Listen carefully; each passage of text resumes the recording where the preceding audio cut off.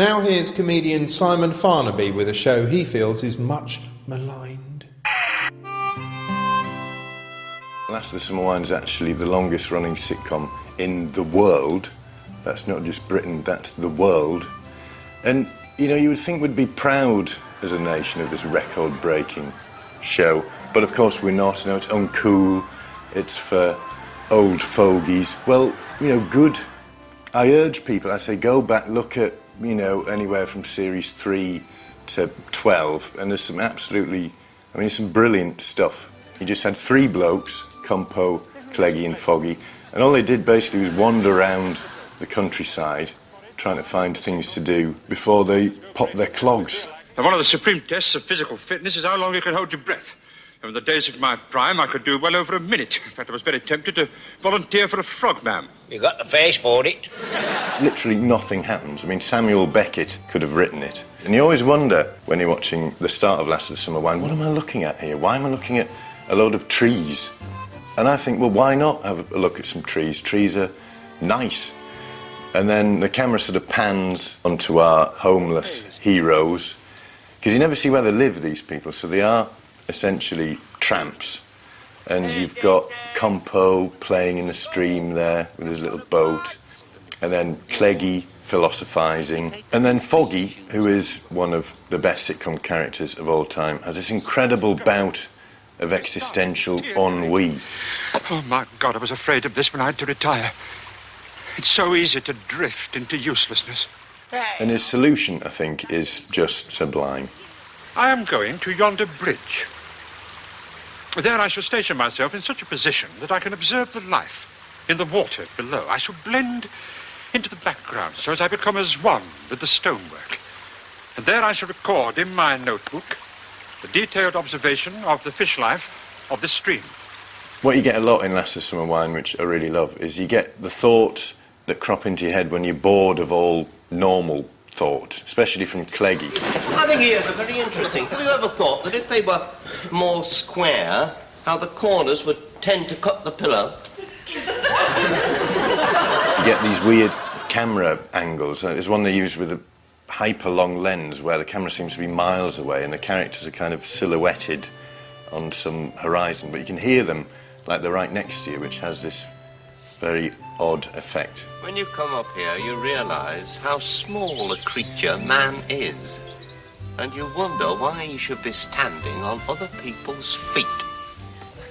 Oh, sorry. It's all right.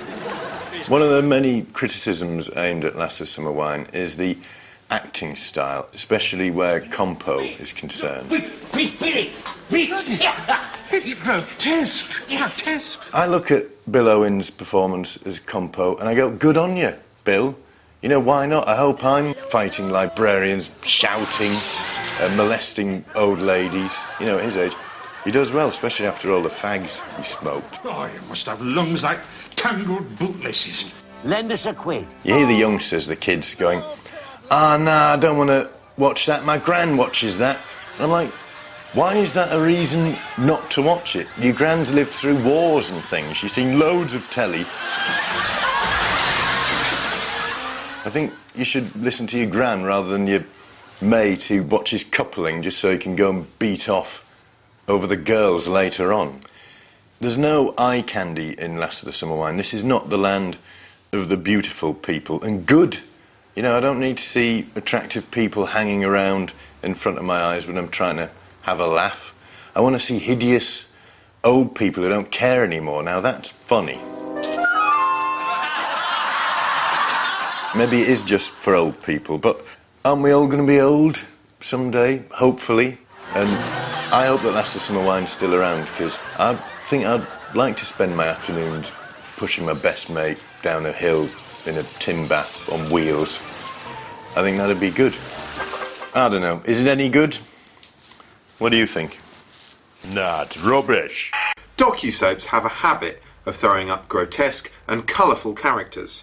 Take Maureen from Driving School, for instance. Whoa! For Christ's sake! She could have killed someone! Or what about that Lizzie Barsley from Wife Swap, a woman who looks like she could punch a train unconscious if she wanted to? Don't give my husband permission to smear your new snooty Generally speaking, the more hideous the person, the greater the level of fame the nation will eventually bestow on them. By which logic, it's worth placing a bet now on BBC Two's The Armstrongs having the Christmas #1. 10 years ago, John Armstrong met Anne, and it was an instant attraction. Joining forces in marriage and business, they set out to become multi-millionaires. Together, they've built UFit, Coventry's third largest double glazing company. You know how everyone has certain types of food that make them shudder and go, "Ugh." Well, if you take that "ugh" feeling and magnify it by about 1,000, that's what the Armstrongs are like. For some reason, I imagine the world starts to smell faintly of Scotch egg every time they walk into the room. There was shit up the wall at sort of shoulder level. How do you do that? I mean, I'm tall, but even I couldn't shit at that level. Anne is a sexless, slightly chirpy frump who somehow, visually, sums up the year 1989. I mean, let's be honest, we're not exactly stuck in the dark ages. While John is a sort of Tolkien-esque new potato. He also looks like one of those troll dolls. Together, they treat the UFit workforce with the sort of tact and charm normally associated with an aggravated burglary. Fucking let him go, we don't need wankers like that, we got enough other ones. Can't fucking believe it. Not that they don't try and treat their staff nicely. I mean, at Christmas, they threw them a party. And they got them all presents. Look, that is going to be dangerous, because by the time we give that to somebody, it's going to be half defrosted. Fuck 'em. Yet, despite their best efforts, the workforce at UFit are on a mental low ebb, so the Armstrongs decide to hire a motivational guru called Basil Meany, who looks like a cross between a vintage Radio 1 DJ and a haunted grandfather clock, and whose advice shines with a brilliant clarity.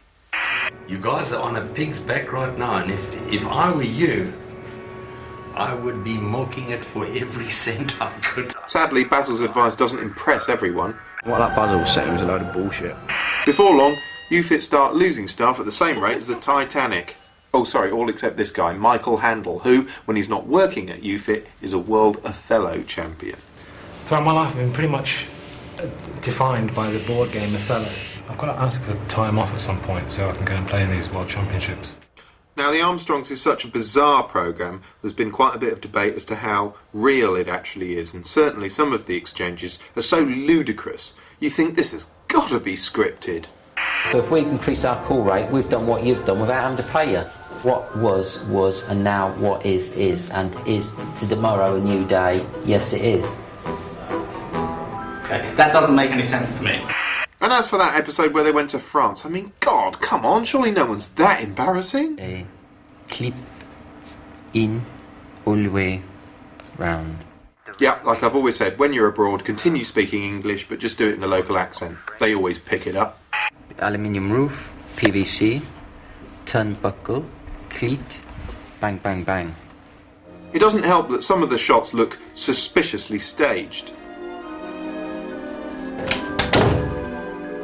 Thing is, if it's not real, it's a hell of an elaborate con. For one thing, UFit is a real company, and furthermore, if you're checking out the backstory, a quick Google search throws up a site maintained by Michael, the weird Othello champion, on which he's written the following dramatic tribute to his favourite strategic board game.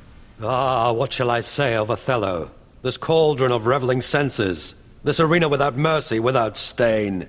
The players shake hands. The clock is ticking. We dive into the clear blue opening sea, our destinies engraved within tiny black and white discs. Time slows, time stares, time shatters. The endgame erupts with a violent shower of crimson sparks. The game dies, heralding another breathless challenge. Othello, forever! In the words of Richard Littlejohn, you couldn't make it up. I think the Armstrongs is real, but then my grip on reality's always been a bit lax, hasn't it, Marilyn? Yes! What? Yes, it has. What has? Your grip on reality. What's it been? Lax! I think I'm developing the thing that I ain't going to shit on nobody's head unless I have to, but when I do, it'll be from a very great height. Well, that's it for our series of 3 pilots. Hope you enjoyed the show. I know some of you didn't. Somebody called Charlie Brooker And apparently it's Charlie Brooker's Screenwipes. Has been on Channel 4. Somebody half respectable has given this hack some airtime, and now he's got above his station. Bet you he doesn't record this. I bet you he doesn't see this come back at him. There he is, fairly talentless bloke, doesn't know very much. Can splice a programme together very roughly and can poke fun thinking there's going to be no redress. Well, of course, there isn't on his programme. You won't see me on there again saying to the world how rubbish he is. Of course you won't see that. Charlie, I'm offering you out 100 grand in the ring, you and me, mate. Come on. If you want to waste a half an hour of your life, which you will never get back again, Charlie Brooker's Screenwipe BBC4. What a load of trash.